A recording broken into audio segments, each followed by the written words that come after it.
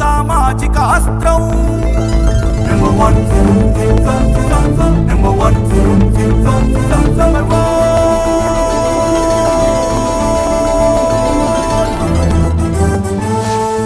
Number one. బడ్జెట్లో వేతన జీవులకు కేంద్రం భారీ ఊరట కల్పించింది. మధ్యతరగతి ప్రజలకు ఆదాయ పన్ను పరిమితిని పెంచింది. 12 లక్షల ఆదాయం వరకు పన్ను మినహాయింపు కల్పించింది. టీడీఎస్ పై వడ్డీ ఆదాయంపై ప్రస్తుతం ఉన్న 50,000 పరిమితిని లక్షకు పెంచుతున్నట్లు కేంద్ర మంత్రి నిర్మలా సీతారామన్ ప్రకటించారు. 8వసారి పార్లమెంటులో కేంద్ర బడ్జెట్ను నిర్మలా సీతారామన్ ప్రవేశపెట్టారు. అద్దె ద్వారా వృద్ధులు పొందే ఆదాయంపై ప్రస్తుతం ఉన్న 2.4 లక్షల పరిమితిని 6 లక్షలకు పెంచింది. 12 లక్షల ఆదాయం వరకు ఉన్న మినహాయింపు కల్పిస్తున్నట్లు ఆర్థిక మంత్రి బడ్జెట్ ప్రసంగంలో ప్రకటించారు. కొత్త పన్ను విధానంలో ఈ మినహాయింపును వర్తింపజేస్తామని తెలిపారు. దీనికి స్టాండర్డ్ డిడక్షన్ కూడా కలుపుకుంటే మరో 75,000 వరకు పన్ను మినహాయింపు పెరగనుంది. మొత్తంగా 12.75 లక్షల వార్షిక ఆదాయం వరకు ఆదాయ పన్ను మినహాయింపు లభించనుంది. బడ్జెట్లో మహిళలకు నిర్మలమ్మ గుడ్ న్యూస్ అందించారు. షెడ్యూల్ కులాలు తెగలకు చెందిన మహిళలకు తీపి కబురు చెప్పారు. ఎస్సీ ఎస్టీ మహిళల కోసం టర్మ్ లోన్ పథకాన్ని ప్రకటించారు. ఈ పథకం కింద వచ్చే 5 ఏళ్లలో 2 కోట్ల వరకు రుణాలు అందించనున్నట్లు నిర్మలా సీతారామన్ తెలిపారు. ఈ పథకం ద్వారా మొత్తం 5 లక్షల మంది ఎస్సీ ఎస్టీ మహిళలకు ప్రయోజనం చేకూరుతుందని మంత్రి పేర్కొన్నారు.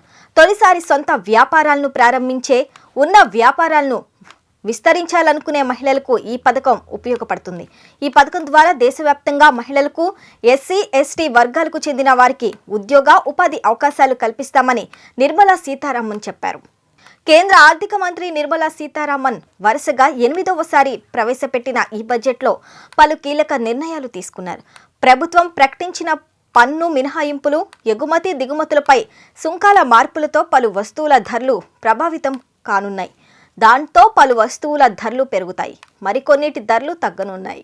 దేశ చరిత్రలోనే తొలిసారిగా కేంద్ర బడ్జెట్ 50 లక్షల కోట్ల మార్కును దాటింది. 2025-26 సంవత్సరానికి గాను కేంద్ర వార్షిక బడ్జెట్ 50,65,345 కోట్లు అని నిర్మలా సీతారామన్ పార్లమెంటు వేదికగా ప్రకటించారు. ఈసారి రెవెన్యూ లోటు 5.23 లక్షల కోట్లు గాగా ద్రవ్య లోటు 15.68 లక్షల కోట్లు.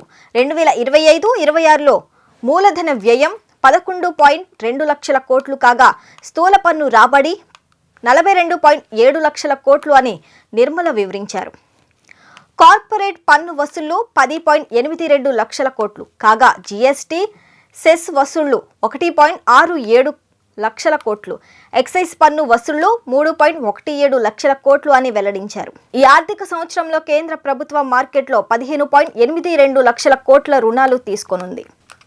మరిన్ని లేటెస్ట్ అప్డేట్స్ కోసం చూస్తూనే ఉండండి నెంబర్ 1 న్యూస్. సామాన్యుడి చేతిలో సామాజిక అస్త్రం.